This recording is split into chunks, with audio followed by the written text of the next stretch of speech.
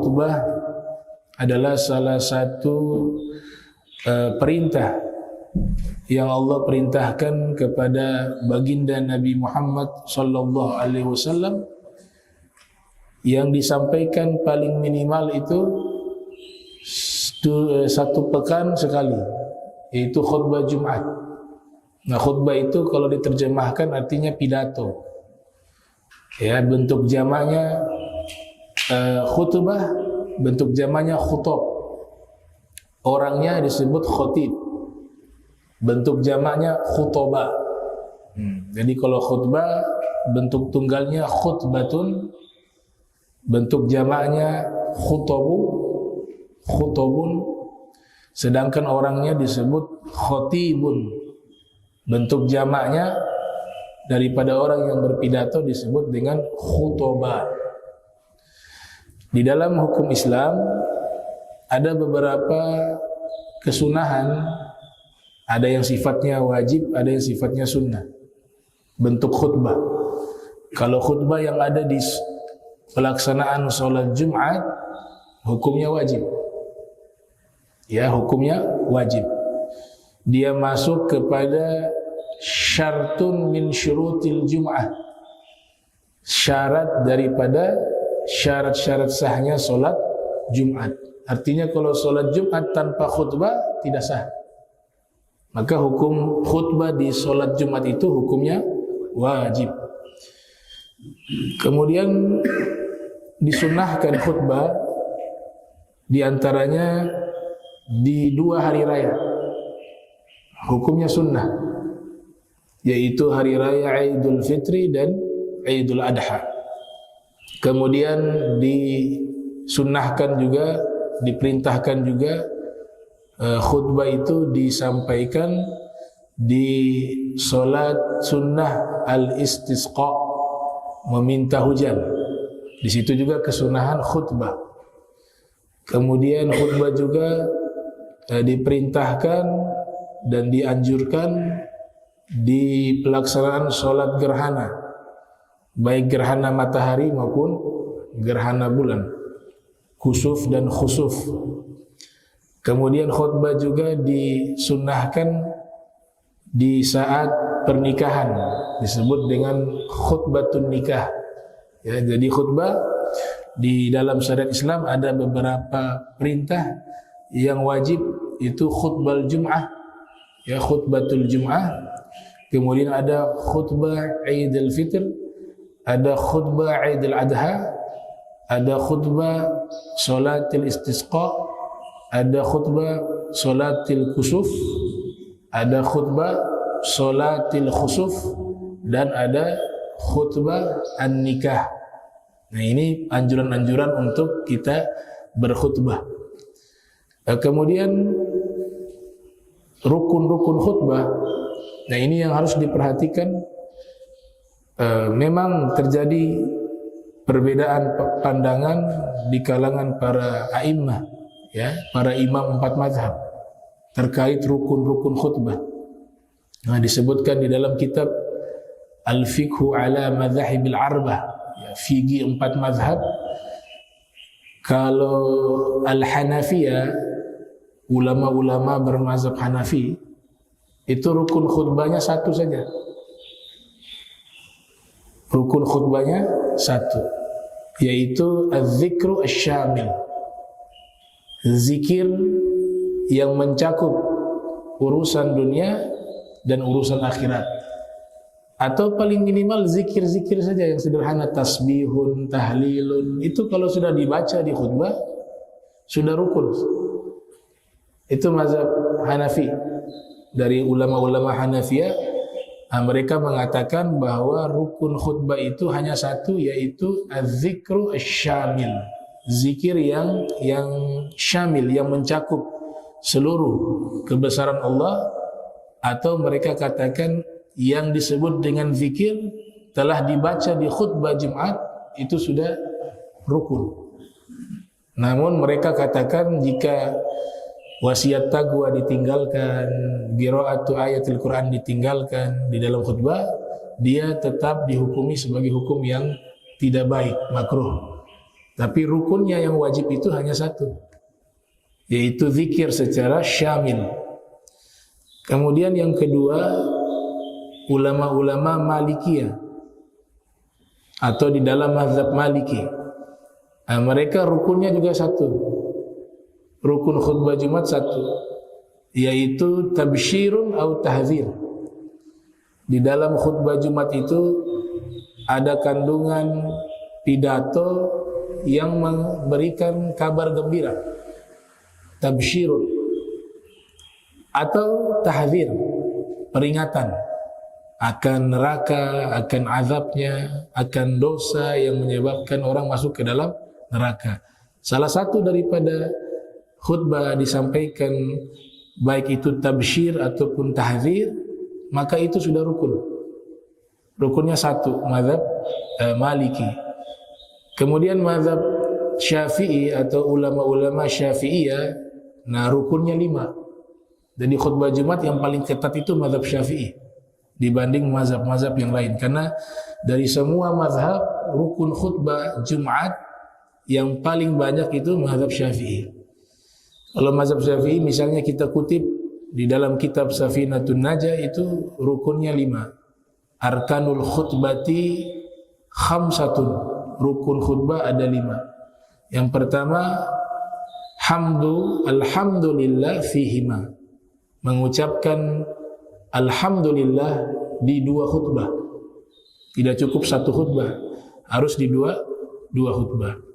Kemudian lafadznya harus lafadz alhamd. Tidak boleh kita ganti ashkurullah. Itu belum sah. Aku bersyukur kepada Allah. Bahkan ulama mengatakan walaupun maknanya sama dengan hamd, yaitu amdahu, di situ mayoritas mengatakan juga tidak sah. Yang harus dilafadzkan yaitu kalimat alhamd. Bisa berupa kata benda, bisa berupa kata kerja. Yang penting ada lafadz alhamd. Kalau kata kerja misalnya kita mengatakan ahmadullah, masuk dia. Aku senantiasa memuji Allah. Atau berupa kata benda alhamdulillah, atau dibalikkan lillahi alhamd. Nah, selama ada kata alhamd di situ maka sah. Kemudian yang diperhatikan yang kedua, harus dilafadzkan lafadz Allah, lafdzul jalalah. Harus dilafadzkan Allah. Tidak boleh mengganti nama Allah. Walaupun itu adalah Asmaul Husna. Misalnya Ahmadulir Rahman, belum sah. Ahmadulir Rahim, belum sah. Ahmadulir Razzaq, belum sah. Walaupun Ar-Razzaq, Ar-Rahman, Ar-Rahim itu adalah nama-namanya Allah. Tapi yang wajib di situ adalah al-lafdzul jalalah, yaitu lafadz Allah. Kemudian kalau nama-namanya saja diganti dengan nama-nama selain Allah, selain lafdzul jalalah, itu tidak sah. Demikian juga tidak boleh mengganti dengan domir. Misalnya kata ganti, ahmadulahu, aku memuji, aku mengagungkan, aku ahmadu, segala memuji senantiasa kepada lahu, kepadanya. Katanya itu tidak sah. Walaupun yang dimaksudnya di situ kembali kepada Allah. Karena yang diwajibkan di sini yaitu al-lafdzul jalalah, harus mengucapkan lafaz Allah. Itu rukun yang pertama.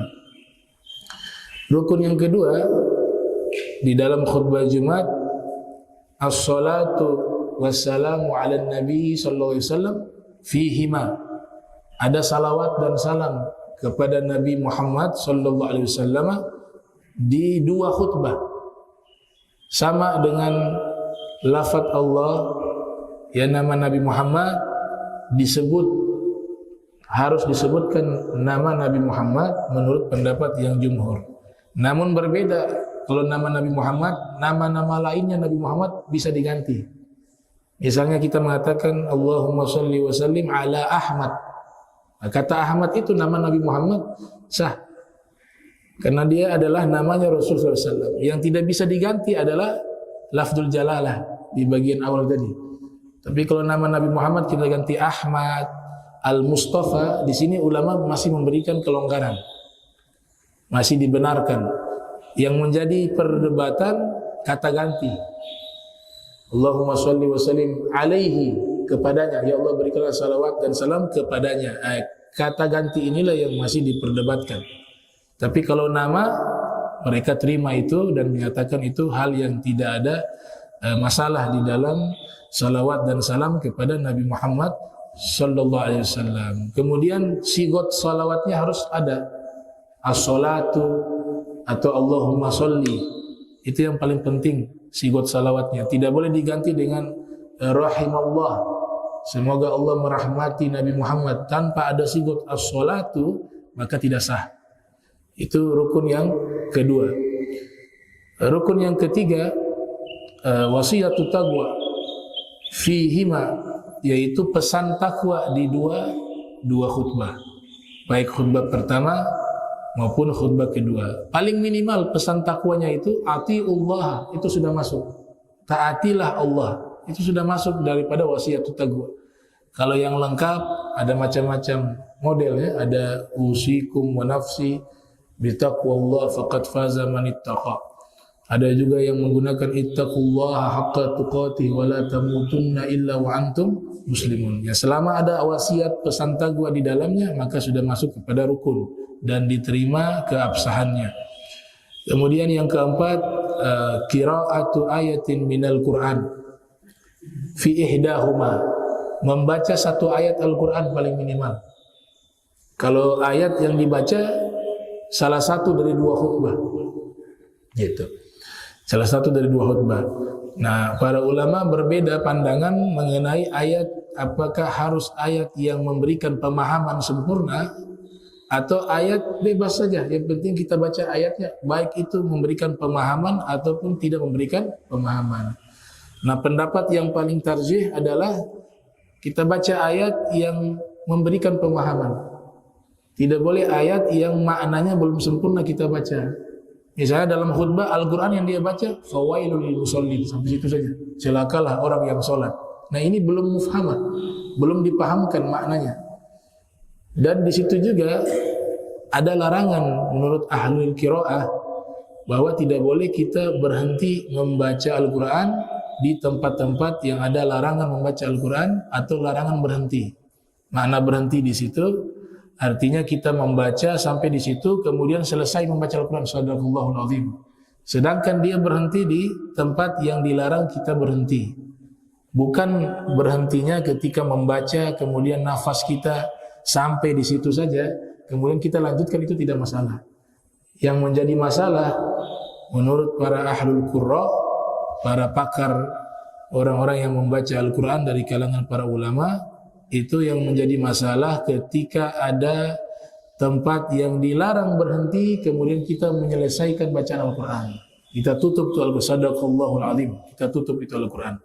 Sedangkan ada beberapa tempat, dan alhamdulillah para ulama sudah memberikan kemudahan kepada kita, ada simbol huruf lam kecil. Nah, itu artinya adamul waqfi, tidak boleh berhenti di situ. Jadi kita usahakan membaca Al-Quran, jangan berhenti di situ baru kita selesai membaca Al-Quran. Carilah tempat-tempat yang tidak ada simbol lam. Mereka membuat simbol lam itu tujuannya satu, agar menjadi simbol dilarang berhenti membaca Al-Quran di tempat tersebut. Itulah yang dimaksudkan oleh Imam Ali bin Abi Thalib ketika ditanya tafsiran warattilil Qur'ana tartila, bacalah Al-Quran dengan tartil. Apa jawabannya Imam Ali bin Abi Thalib di dalam menafsirkan firman tersebut? Makna bacalah Al-Quran dengan tartil, tajwidul huruf, ma'rifatul wukuf, memperbagus bacaan huruf dalam Al-Quran dan mengetahui kapan berhenti membaca Al-Quran. Itu sangat penting sekali. Nah, ayat-ayat yang dilarang berhenti itu pasti maknanya tidak sempurna. Pasti maknanya keliru kalau kita tidak lanjutkan. Kalau lanjutkan maka menjadi sempurna. Misalnya fawailul lil musallin, ini maknanya tidak sempurna. Kalau kita berhenti di situ, maka celakalah orang-orang yang sholat. Tidak sempurna. Padahal maknanya yang sesungguhnya yang dimaksudkan oleh Allah Ta'ala itu lanjutannya. Fawailul lil musallin alladzina hum an salatihim sahun. Celakalah orang-orang yang salat mereka itu lalai. Nah, sehingga kalau kita berhenti di celakalah orang-orang yang salat, maka maknanya semua orang yang salat celaka. Padahal yang dimaksud bukan semua yang celaka. Ada penjelasan setelahnya, ada keterangan setelahnya. Yang celaka itu yang mereka salatnya lalai. Kalau kita membaca tafsir Al-Quran, di situ kita temukan maknanya orang yang lalai itu siapa sih? Bahkan Nabi sallallahu alaihi wasallam pernah menjawab langsung. Sa'ad ibn Abi Waqqas pernah bertanya kepada Rasulullah sallallahu alaihi wasallam, "Wahai Rasulullah, apa maksud daripada celakalah orang-orang yang salat mereka itu lalai?" Maka dijawab oleh baginda Nabi Muhammad sallallahu alaihi wasallam, "Humul ladzina yuakhiruna sholata an waqtiha." Yang dimaksud celakalah orang-orang yang salat, alladzina hum fi sholatihim sahun, yang salat mereka itu lalai. Mereka adalah orang-orang yang suka menunda-nunda waktu salat hingga keluar dari waktunya. Itulah yang celaka. Ya, jadi dia menunda. Ya, kami namakan salat injury time. Ya, jadi sudah mau pindah-pindah waktu berikut baru dia salat.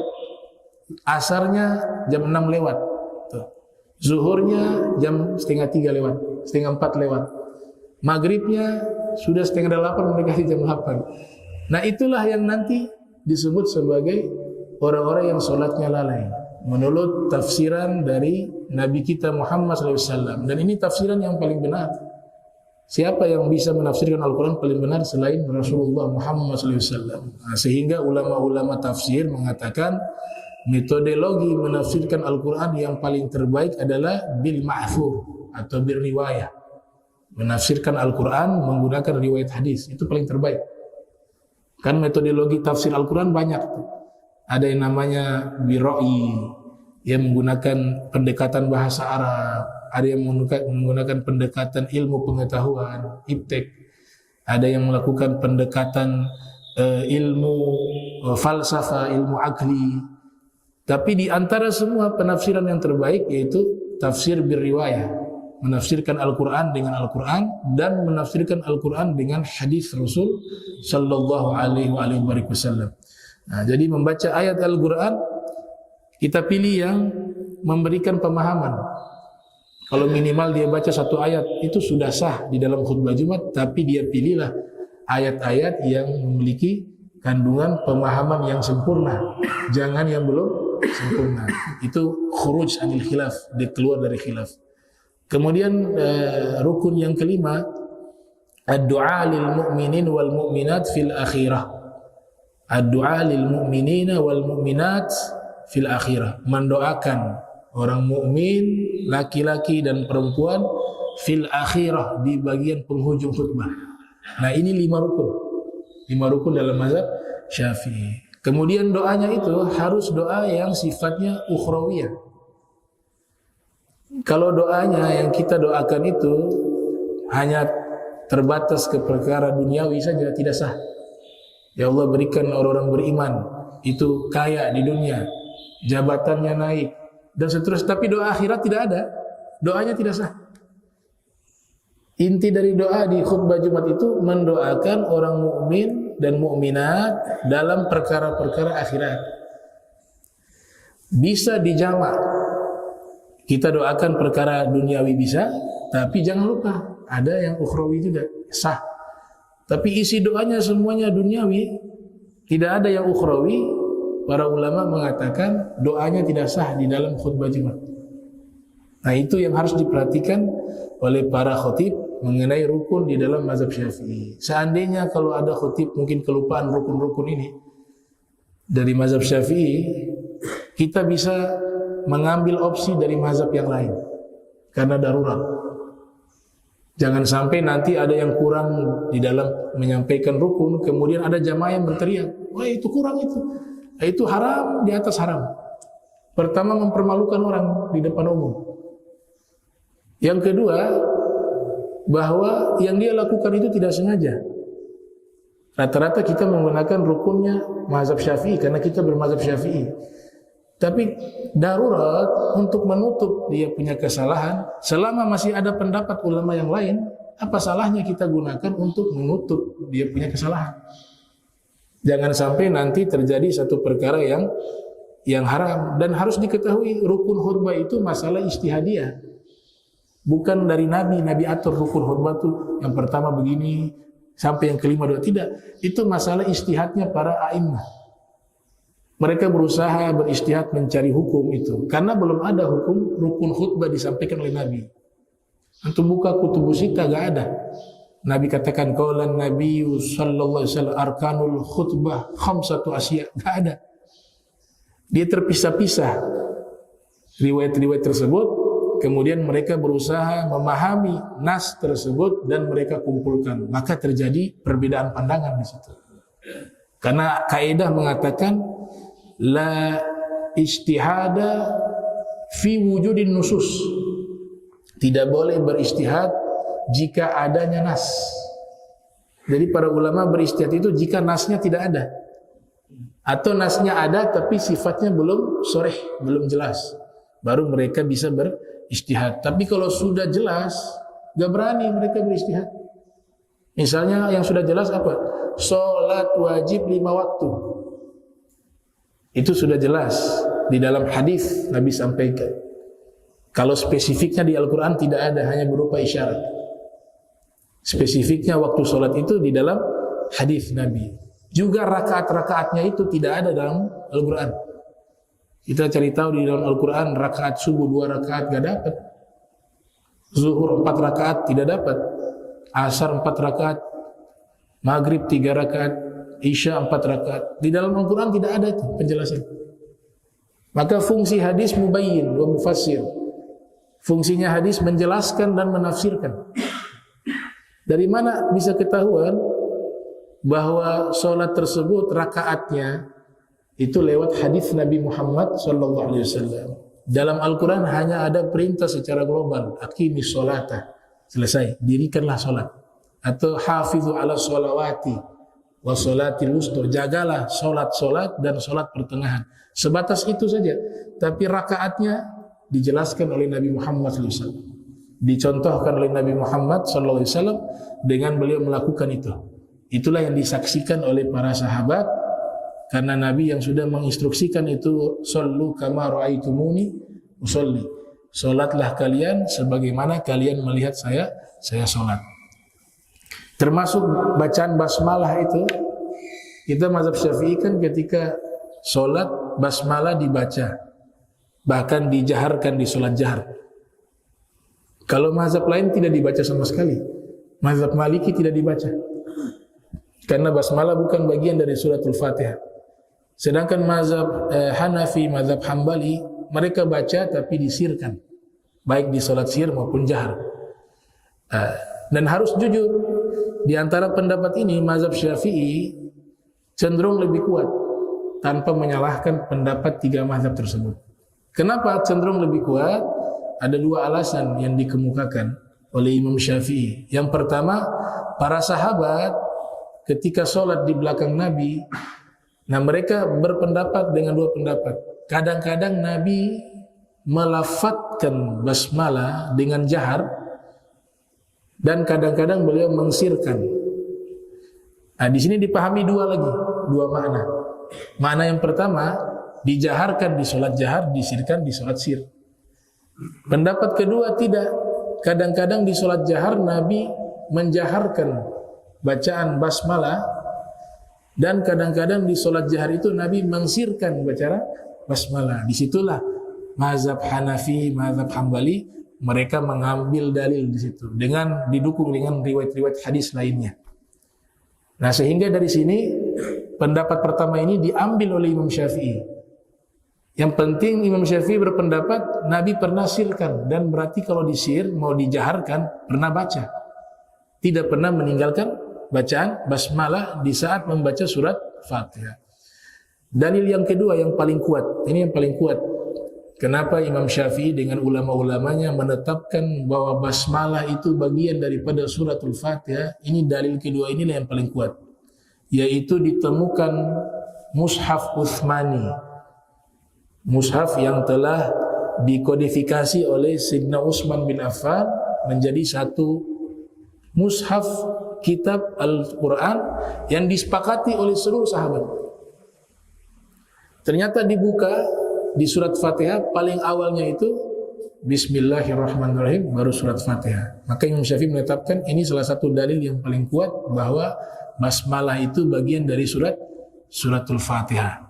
Nah, ini yang disampaikan oleh para ulama terkait masalah tersebut. Nah, jadi masalah khutbah tadi, kalau ada khatib yang lupa dan apa, sudah dimaafkan. Pasti selamat kalau mazhab Hanafi dia. Pasti dalam khutbah ada zikir gitu. Tapi jangan jadi kebiasaan juga. Ini ceritanya si khatibnya kelupaan tidak sengaja. Ada rukun yang dia tinggalkan. Tapi kalau normalnya, nah dia harus memperhatikan lima rukun yang sudah dikukuhkan oleh para ulama. Nah, ini sebagai opsi sehingga tidak mempermalukan orang. Karena beberapa keadaan kadang-kadang orang salah langsung ditegur di depan jamaah, gak boleh seperti itu. Itu pasti khotibnya tidak mau khutbah lagi habis itu. Iya. Nah, itu yang kita harus perhatikan ya. Jadi perpindahan mazhab itu tidak harus pakai niat. Selama kita tahu ada pendapat demikian, insya Allah itu bisa kita gunakan dalam keadaan-keadaan tertentu. Dalam keadaan tertentu. Memang ada orang suka lihat orang salah, itu ada. Ya. Dia suka kalau ada orang salah baca, salah itu dia buat dia tunjukkan dia punya ketegasan dan kehebatan ilmunya. Itu. Wah, ini niatnya udah gak benar. Padahal kasihan masih ada pendapat lain. Dan yang dia salah juga kan tidak sengaja. Makanya belajar perbandingan mazhab salah satunya adalah kita bisa lebih tasamuh, lebih lapang dada, lebih toleransi kepada umat Islam yang lain. Gitu. Misalnya juga masalah menyentuh kemaluan dengan telapak tangan. Kalau mazhab Syafi'i menyentuhnya batal, bagian dalamnya, bagian luar tidak batal. Kita buru-buru mau lakukan sholat Jumat misalnya, terlambat. Kalau wudu kita sudah lakukan pakai celana kesentuh, batal mazhab Syafi'i. Man massa dzakarahu falyatawadda. Dalilnya adalah siapa yang menyentuh kemaluannya hendaklah dia berwudu. Tapi mazhab Hanafi punya riwayat hadis juga bahwa menyentuh kemaluan baik dengan tangan bagian dalam ataupun luar tidak membatalkan wudu. Kita ambil opsi waktu itu, kalau saya Syafi'i harus wudu kembali, orang sudah Jumat mau habis. Darurat semacam itu tidak masalah. Kita gunakan dengan syarat tidak ada was-was. Memang kita sudah biasa mazhab Syafi'i bersentuhan dengan istri batal wudu. Kita buru-buru mau sholat tersentuh. Sudah pakai mazhab Maliki, tetap dalam hati gak enak, kayaknya kurang begitu. Nah, itu tidak bisa. Asyak fil hukmi la yajuz. Ragu dalam melaksanakan hukum tidak boleh. Kalau masih ada syak-syak, masih ragu-ragu, ahsan kita ambil, wah sudah wudu kembali. Itu. Nah, tapi kalau dalam kondisi tertentu sudah darurat dan tidak ada keraguan, maka boleh kita gunakan. Nah, jadi masalah menyentuh kemaluan membatalkan wudu itu terjadi khilaf juga di kalangan para a'immah. Kalau mazhab Syafi'i batal bagian dalam, bagian dalam tangan, di luar tidak batal. Bagian yang perasa ini batal kalau tersentuh bubul atau dubur, ya kemaluan depan ataupun belakang. Mazhab Hanafi tidak batal sama sekali tersentuh kemaluan depan ataupun belakang. Mazhab Hambali lebih keras. Nah, bukan lebih keras, lebih tegas. Tersentuh bagian dalam maupun luar batal. Mazhab Hambali. Sedangkan mazhab Maliki dirinci. Kalau tersentuhnya itu memunculkan syahwat batal. Kalau tidak memunculkan syahwat tidak batal. Ini kekayaan hukum Islam. Bukan untuk disalahkan mana yang benar, mana yang salah. Tapi harus diingat, kalau sudah memegang satu mazhab, dia harus pegang itu secara kuat-kuat. Jangan dia campur-campur. Ya, nanti keluar mazhab baru namanya mazhab gado-gado. Karena dia campur sana sini. Nanti di sini setan bermain lagi. Apa? Dia akan cari yang gampang-gampang. Tatabu rukhas. Oh, ini yang gampang, saya ambil ini. Ini yang gampang, ambil ini.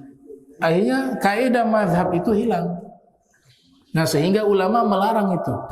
Di antaranya Ibnu Rajab Al-Hambali bahkan menulis satu kitab berjudul Ar-Raddu ala man ittaba'a ghaira al-madzahibil arbah. Kitab tersebut dengan tegas beliau mengatakan tidak boleh dicampur adukkan mazhab atas keinginan dirinya sendiri secara pribadi untuk mencari-cari mana yang mudah-mudah.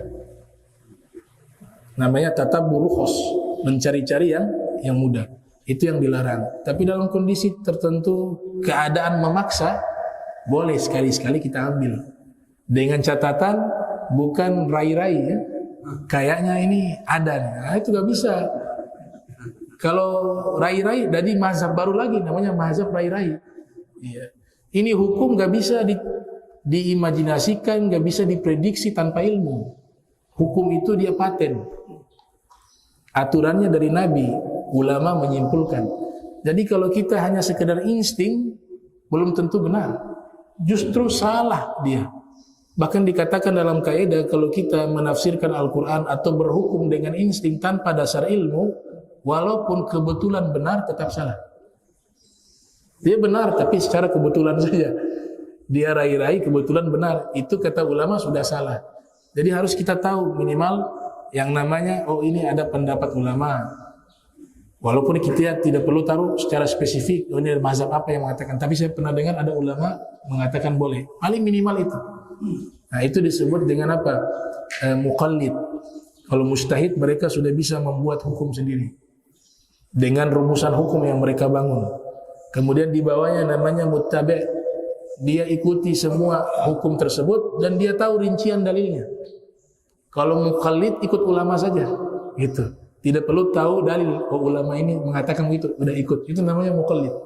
Nah itu yang masih diizinkan untuk kita ikuti. Nah, kemudian dikatakan oleh para ulama isi khutbah ini penting. Ya jangan khutbah isinya kampanye.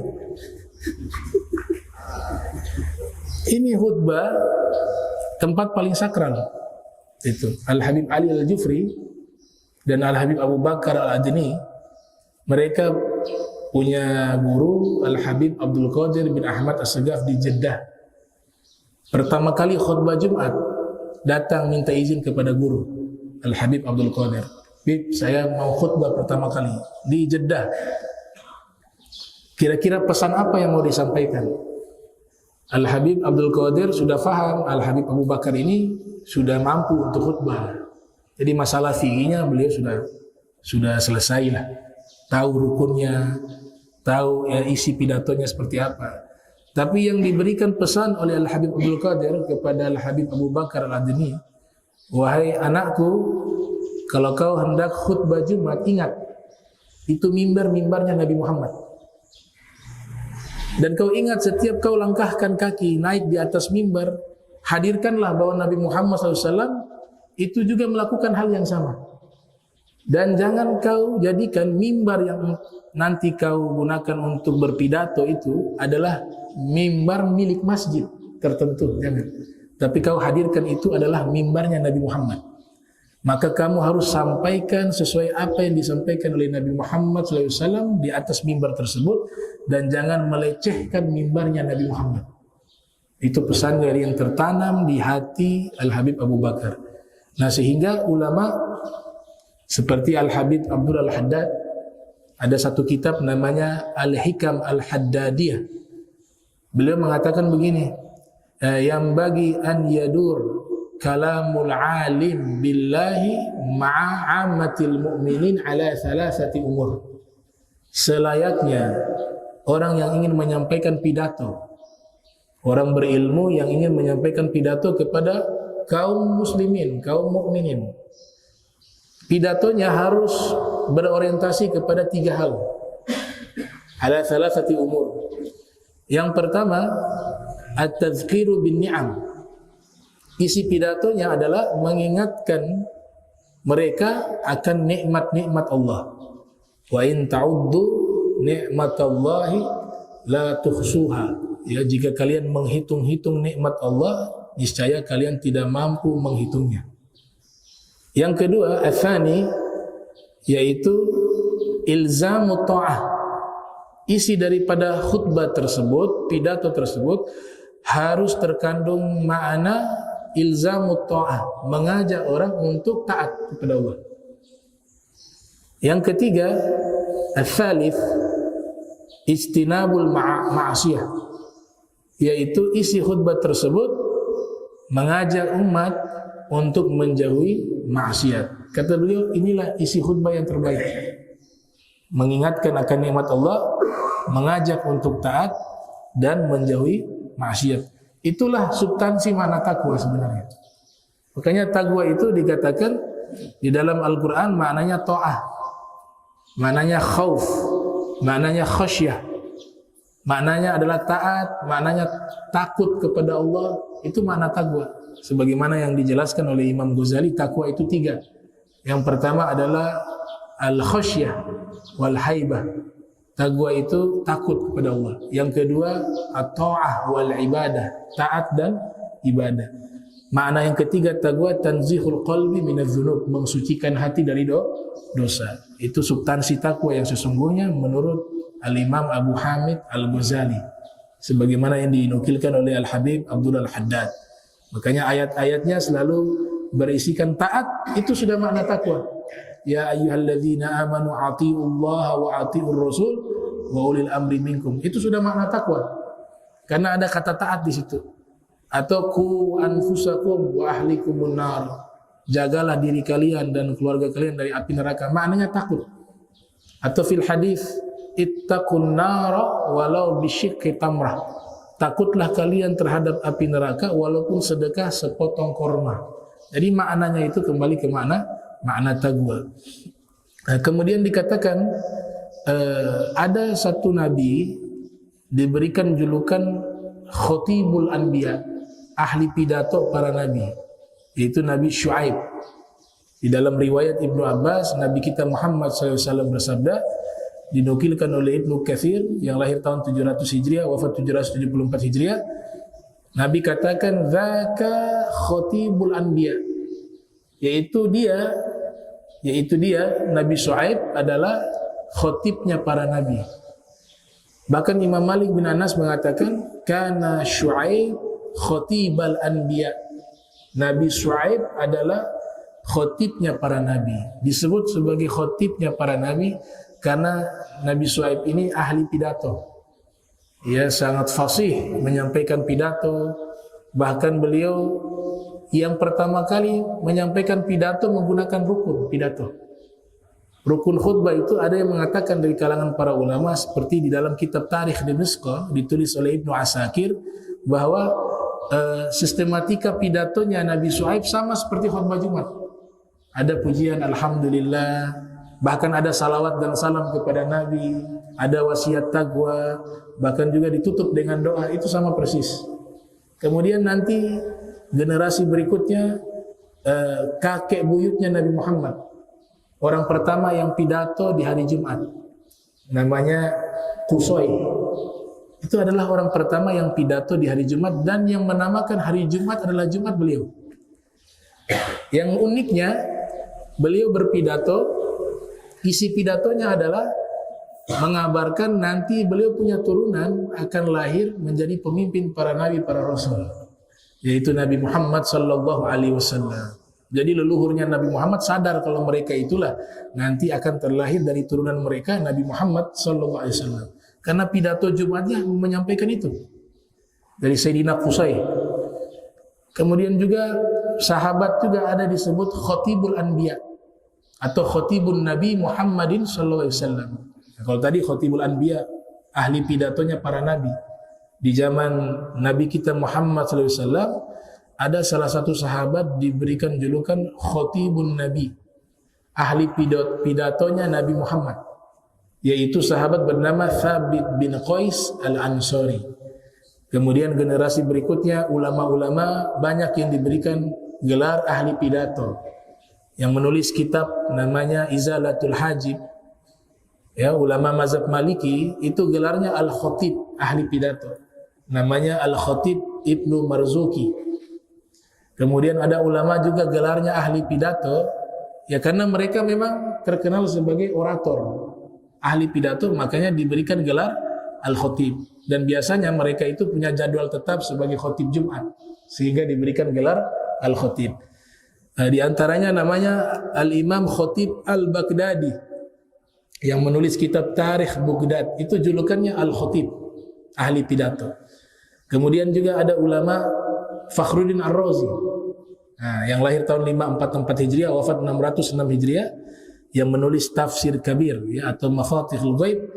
Itu ayah beliau julukannya Al-Khatib, makanya beliau itu disebut Ibnul Khatib, anak dari ahli pidato, ayahnya seorang ahli pidato. Kemudian ada ahli fikih juga dalam mazhab Syafi'i, julukannya Al-Khatib, namanya Imam Al-Khatib Asy-Syarbini. Al-Khatib itu ahli pidato julukannya, menulis kitab Mughnil Muhtaj. Diberikan gelar beliau ahli pidato, ada kisah yang unik, yaitu beliau pernah dalam satu, ya ini bab keramat ya, keramat para aulia. Kalau keramat berarti tidak bisa dirasionalkan, tapi kita ahli sunnah wal jamaah percaya itu. Ya, kalau mukjizat kita percaya, maka keramat juga ada. Jadi beliau pernah khutbah Jumat di waktu yang sama, di hari Jumat yang sama, di beberapa masjid yang berbeda. Keramatnya itu. Jadi ceritanya mereka hadir di satu masjid yang khutbah beliau, Imam Syarbini. Nanti di masjid di sana yang khutbah juga beliau. Sampai akhirnya selesai bubar itu sholat Jumat, selesai sholat Jumat, ini jamaah-jamaah mereka pergi di pasar. Biasanya kan sunnah itu belanja ke pasar. Jadi sholat Jumat, habis Jumat itu fantashiru fil ardi wabtaghu min fadlillah. Itu perintah tuh, habis melaksanakan sholat Jumat bertebaranlah kalian di muka bumi. Ada ulama menafsirkan maksudnya pergi ke pasar belanja kebutuhan.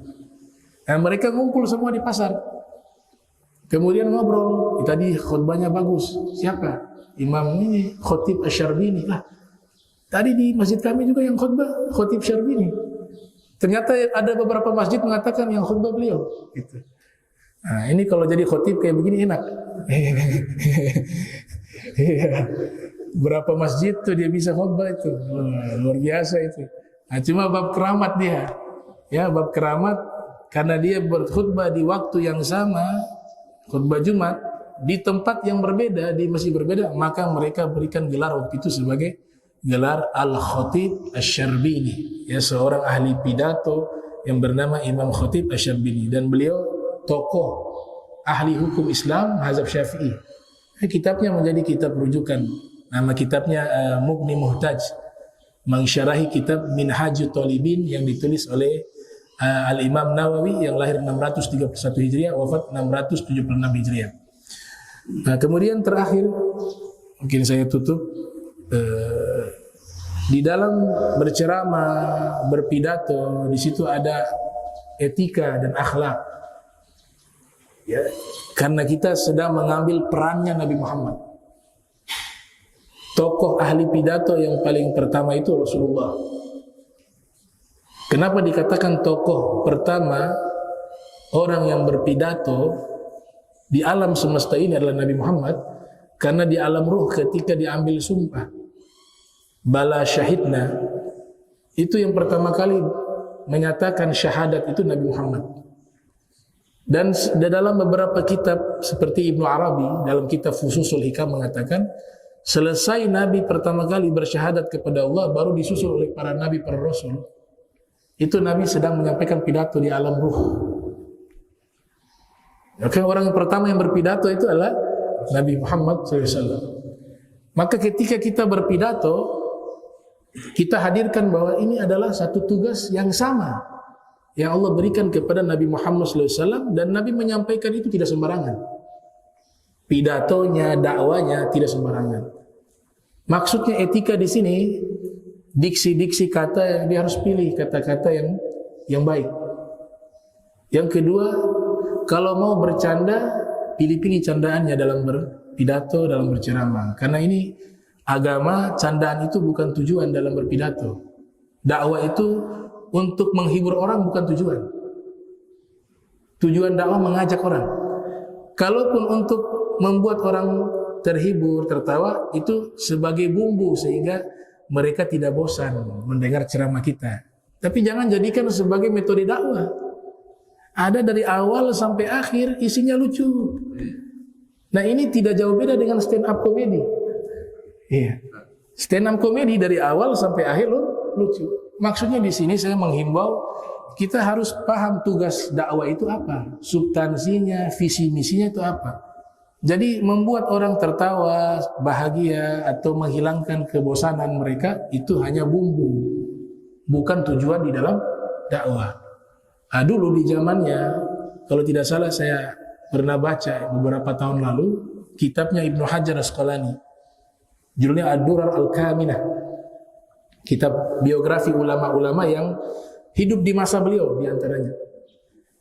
Jadi ada satu ahli pidato hidup sezaman dengan Ibnu Hajar. Kalau berpidato gak ada yang lawan. Ibnu Hajar sampai mengakui bahwa orang yang pidatonya paling bagus ini Fulan bin Fulan ini. Di situ beliau sebutkan namanya, tapi ulama lain menutup namanya karena menjaga daripada aib seseorang. Tapi dia seorang ulama, seorang ahli pidato, seorang orator, dan seorang yang alim. Kata Fairuz Abadi bahwa ini orang sangat alim dengan ilmu agama. Bahkan punya kelebihan kalau pidato berbicara, siapapun yang mendengar waktu itu walaupun satu kali pasti terpengaruh dengan pidatonya. Saking hebatnya di dalam berorator, berpidato. Cuma kekurangannya satu. Ketika berpidato untuk menghibur jamaahnya, kadang-kadang membuat lelucon. Tapi bahayanya leluconnya di situ menggunakan lelucon yang dibawa nama-nama para nabi. Jadi para nabi dibuat lelucon. Nabi Musa, Nabi Adam, para nabi. Dan itu terjadi terus-menerus. Lama-kelamaan ulama-ulama yang ada di Mesir, mereka mimpi serentak semuanya. Jadi mimpinya serentak semua ulama waktu itu semuanya mimpi. Mereka bermimpi didatangi oleh Nabi Muhammad sallallahu alaihi wasallam. Kemudian Nabi Muhammad di dalam mimpi tersebut di dalam ekspresi kemarahan, marah. Dan Nabi mengatakan kepada seluruh para ulama pada waktu itu untuk menghukum mati orang tersebut. Disuruh kisos, masuk ke pengadilan, kemudian divonis oleh hakim sebagai penista agama, kemudian dieksekusi. Semua ulama ini mimpi, hanya mereka dalam satu forum menyampaikan bahwa saya mimpi Nabi begini-begini. Kalau satu orang mungkin belum diterima mimpi itu, karena mimpi tidak bisa dijadikan hukum. Ya, sekali lagi mimpi, walaupun mimpi Nabi Muhammad tidak bisa dijadikan hukum dalam hukum fikih. Dia hanya fadilah amal boleh. Tapi ini kasusnya yang mimpi bukan satu orang. Banyak ulama yang bermimpi serentak. Kemudian yang kedua, memang khutbahnya itu isinya sudah melecehkan para nabi. Dalam hukum Islam jelas, ya, melecehkan para nabi, membuat candaan-candaan, bahan candaan, guyonan. Kita membawa orang-orang tersebut, para nabi, para rasul, itu hukumnya termasuk dosa besar dan bisa sampai keluar dari agama Islam. Itu bukan ekstrim, tapi memang aturan. Makanya ulama menulis kitab demikian. Imam Subki menulis kitab namanya Saiful Maslul. Kemudian Al-Ghumari juga menulis kitab Saiful Battar liman sabban Nabi Al-Mukhtar. Itu kitab-kitab membahas tentang dosa-dosa orang yang melecehkan para nabi. Akhirnya mereka sepakat. Ini ulama dibawa ke pengadilan. Mereka sampaikan Nabi Muhammad marah. Begini. Kemudian hakim memutuskan untuk dieksekusi, dihukum mati. Padahal ulama ahli pidato. Kenapa demikian? Karena tadi yang ia sampaikan khutbahnya tidak beretika. Itu para nabi, para rasul dan simbol agama Islam bukan sebagai bahan candaan. Kalau mau bercanda dalam pidato, gunakan ya yang lain. Bukan yang terkait dengan simbol-simbol keagamaan. Nah, itu yang disampaikan oleh para ulama. Kemudian yang menarik, iblis nanti juga pidato dalam neraka. Itu dalam Al-Quran. Jadi sebelum ya Allah mengazab penghuni neraka semuanya, iblis dalam neraka pidato. Dia katakan, ya Rabb, karena mereka ini menyalahkan iblis, ahli neraka ini. Memang manusia suka menyalahkan, sampai dalam neraka masih menyalahkan juga. Jadi ahli neraka yang masuk neraka, mereka salahkan, ya Allah, kami masuk neraka gara-gara iblis. Iblis yang menggoda kami sehingga kami masuk neraka. Itu saya baca di tafsir. Kalau di tafsir dia punya penjelasan lebih spesifik. Nah, itu waktu di tafsir Ruhul Ma'ani, Alusi menjelaskan, waktu penghuni neraka mengatakan, ya Rabb, kami masuk neraka gara-gara iblis. Ini yang buat dosa ini gara-gara iblis. Iblis marah. Saya yang disalahkan. Maka iblis meminta izin, ya Rabb, saya mau pidato di hadapan seluruh penghuni neraka dan di hadapanmu. Maka Allah izinkan iblis pidato. Isi pidatonya kurang lebih, yang pertama, iblis marah kepada penghuni neraka. Saya memang ngajak kalian, tapi yang ikut saya, yang terima ajakan saya. Itu artinya apa? Yang menolak ajakan saya tidak mungkin mereka ikut saya. Tapi memang kita sama-sama iblis, makanya saya ajak kalian ikut. Yang kedua, ya Allah, ini mereka yang penghuni neraka ini, memang kan mereka ini ketika kita memerintahkan kebaikan, ada malaikat. Jadi Allah ciptakan kan ada pihak kejahatan jahat ini, bisikannya iblis, bisikannya syaitan. Bukankah juga engkau memberikan mereka juga ada bisikan kebaikan lewat malaikat? Nah, mengapa yang mereka yang dengar hanya saya, yang malaikat mereka tidak dengar? Maka saya keberatan kalau saya disalahkan, kata iblis. Jadi iblis juga pidato. Cuma pidatonya pakai rukun atau tidak, wallahu a'lam.